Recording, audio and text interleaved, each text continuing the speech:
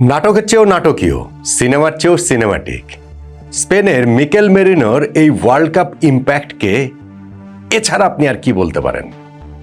বিশ্বকাপের নকআউট ম্যাচে তার জয়সূচক গোল, সেটাও পরপর দুই ম্যাচে, সেটাও পর্তুগাল ও বেলজিয়ামের মতো দুই পাওয়ার হাউসের বিপক্ষে, সেটাও বদলি হিসেবে নেমে, সেটাও 91তম মিনিট ও 88তম মিনিটে। পর্তুগালের বিপক্ষে রাউন্ড অফ 16-এর ম্যাচটাতে তাকে মাঠে নামানো হয়েছিল 85তম মিনিটে, 91 মিনিটে জয়সূচক গোল করেছেন। আজকে কোয়ার্টার ফাইনালে বেলজিয়ামের বিপক্ষে তাকে মাঠে নামানো হয়েছে আরও 1 মিনিট পরে, 86তম মিনিটে। গোল করেছেন তিনি আরও 3 মিনিট আগে, 88তম মিনিটে। নিজের সেকেন্ড টাচেই এই যে লক্ষ্যভেদ মিকেল মেরিনোর, সেইটাই স্পেনকে তুলে দিয়েছে সেমিফাইনালে। ফ্রান্স ভার্সেস স্পেন, ফাইনালের আগের ফাইনাল এখন আমরা সেমিফাইনালে দেখতে পাবো। বেলজিয়াম এই ম্যাচটাতে লড়েছিল, এই ওয়ার্ল্ড কাপটাতেই তারা যেই পারফর্ম করেছে, সোনালী প্রজন্ম পেরিয়ে আসা এই বেলজিয়াম, তাদেরকে ক্রেডিট দিতেই হবে। কিন্তু শেষ সময় গিয়ে তাদের হার মানতে হয়েছে বোধ করি কিছুটা নিয়তির কাছেও, কিছুটা ভাগ্যের কাছেও। কেননা তাদের নিয়মিত গোলকিপার থিবো কোর্তোয়া যদি ইনজুরির কারণে উঠে না যেতেন, তাহলে হয়তোবা ওই গোলটা তাদেরকে খেতে হয় না, হয়তোবা খেলাটা অন্তত পক্ষে এক্সট্রা টাইমে গিয়ে তারা ফোর্স করতে পারে। ম্যাচটা এরকম হবে, এরকম জমজমাট হবে, সেটা আসলে একটু ধারণাই করা গিয়েছিল। কেননা ধরেন ইউরোপের দুই সুপার পাওয়ার দল, স্পেন অবভিয়াসলি এগিয়ে ধারে ভারে শক্তিতে, কিন্তু বেলজিয়ামও এই ওয়ার্ল্ড কাপে তারা দেখিয়েছে যে হারার আগে তারা হারে না, শেষ সময় পর্যন্ত তারা লড়ে যায়। এবং এই ম্যাচটাতে যখন তারা শুরুতে পিছিয়ে গেল 30তম মিনিটে ফাবিয়ান রুইজের করা গোলটাতে, সেইটা স্পেনের কোচ যে দে লা ফুয়েন্তে, তার আস্থার প্রতিদান দিয়েছেন রুইজ, কেননা 11-এ তাকে এখানে খেলানো হয়েছে। ওইটাতেও কিন্তু রিবাউন্ড ছিল, যেইখানে থিবো কোর্তোয়া আসলে বলটা সেভ করেছিলেন, ঝাঁপিয়ে পড়ে সেভ করেছিলেন, কিন্তু রিবাউন্ডটা গিয়ে রুইজের কাছে পড়ে এবং তিনি সহজেই সেটা গোল দিয়ে দেন। এখন এই টুর্নামেন্টে স্পেনের গোল দেওয়া মানেই মোটামুটি জয়ের নিশ্চয়তা, মোটামুটি না জয়েরই নিশ্চয়তা। কেননা এখন পর্যন্ত তো বিশ্বকাপে স্পেন কোনো গোল খায়নি। গত বিশ্বকাপের শেষ থেকেও যদি ধরা হয়, যদি না মানে ধরা যে হয়েছে স্পেনের গোলকিপার উনাই সিমন, সেই ক্ষেত্রে বিশ্বকাপে দীর্ঘতম সময় গোল না খাবার রেকর্ডটাই তিনি করে ফেলেছেন। এবং আজকে ম্যাচে তো দেখা গেছে যে বিশ্বকাপে 10 ঘন্টারও বেশি সময় ধরে স্পেন গোল খায়নি। অবশেষে 649 মিনিট পরে উনাই সিমন গোল খেয়েছেন, স্পেনের গোলকিপার। এই বিশ্বকাপে প্রথম গোল স্পেন হজম করেছে, সেইটাই বেলজিয়ামের হার না মানা মানসিকতার একটা পরিচয় দেয়। যেইখানটাতে হচ্ছে গিয়ে চার্লস ডি কেটেলার, তিনি হেড থেকে হচ্ছে গিয়ে ভালো একটা গোল দিয়েছেন, যেই হেডটাতে তার সঙ্গে যে মার্কার ছিলেন পাউ কুবার্সি, তার ধরেন কিছুটা দায়িত্ব আছে, সেইভাবে বলতেই পারেন। এই পাউ কুবার্সির আবার ম্যাচের রেজাল্টের জায়গাটাতে একটা তার গুরুত্বপূর্ণ অবদান রয়েছে।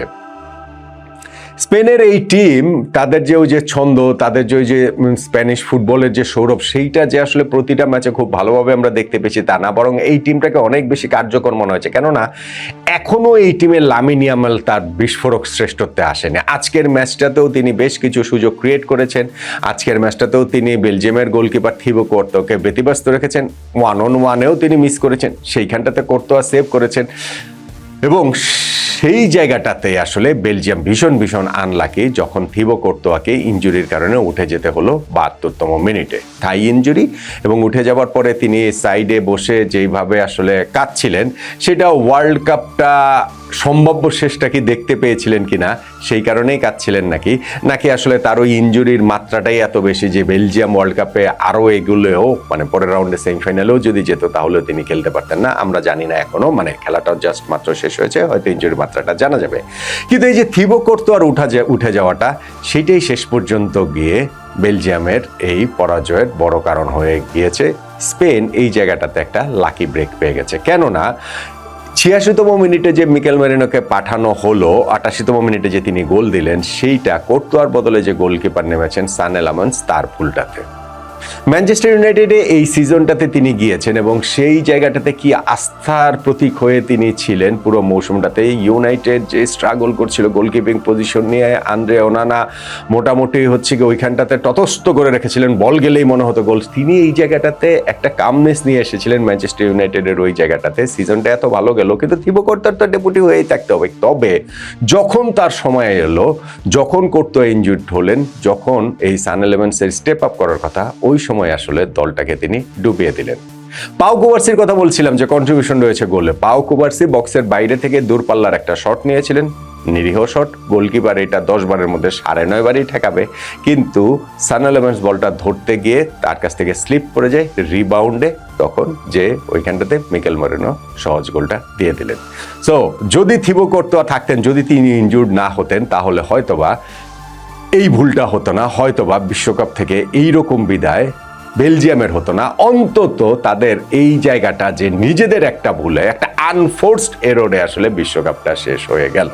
অন্যদিকে স্পেন, তারা তো ডিলাইটেড, খুবই স্বাভাবিক, কেননা আগের রাউন্ডে তাদের এত বড় পরীক্ষা পেরিয়ে যেতে হয়েছে পর্তুগালের বিপক্ষে, সেইটাও 91তম মিনিটের গোলে, এই মিকেল মেরিনোর গোলেই। আজকে বেলজিয়ামের পরীক্ষা তারা পেরিয়ে গেল 88তম মিনিটের গোলে, সেই মিকেল মেরিনোর গোলেই।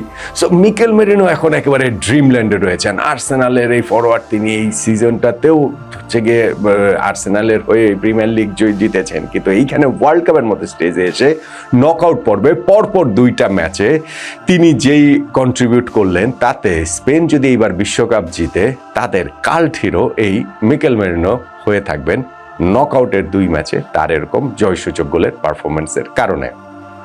আমরা জানি না এখন স্পেনের কি হবে। ফ্রান্স ভার্সেস স্পেন সেমিফাইনাল বলছিলাম, সেটা ফাইনালের আগের ফাইনাল, খুব সহজেই সেটা ফাইনাল হতে পারতো, কিন্তু ড্রয়ের এক সাইডে যেহেতু এই 2টা দল পড়েছে, সেই কারণে ওইটা খুবই খুবই ইন্টারেস্টিং ম্যাচ হবে।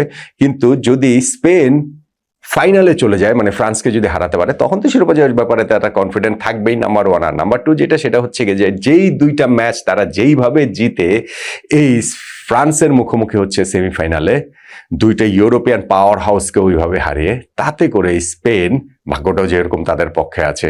সাব করলেও সেখানে মিকেল মেরিনো আস্থার প্রতিদান দিচ্ছেন, ফাবিয়ান রুইজকে ফার্স্ট 11-এ খেলালেও তিনি গোল করছেন। সো সবকিছু মিলিয়ে স্পেনের এই টিমটা কি 2010-এর পুনরাবৃত্তি হতে যাচ্ছে। হ্যাঁ, তারা গোল খেয়েছে, এই ওয়ার্ল্ড কাপে প্রথমবারের মতো গোল খেয়েছে, তারা 10 ঘন্টা পরে গোল খেয়েছে, কিন্তু স্টিল সেইটাকে যদি ধরেন ব্যতিক্রম ধরে নেই, তাহলে এই স্পেন ভাগ্যটাগ্য সবকিছু মিলিয়ে তাদেরকে রোখাটা তো কঠিনই হবে। অন্তত পক্ষে তারা সেরকম ভাববে ফ্রান্সের মুখোমুখি হওয়ার আগে প্রবল আত্মবিশ্বাস নিয়ে এই স্পেন মুখোমুখি হবে। ফ্রান্স ভার্সেস স্পেন, সেই সেমিফাইনালটাতে জিতবে কোন দল? মতামতটা কি আপনার জানান। আর তার আগে তো আমাদের আরো অনেক আলোচনা হবে।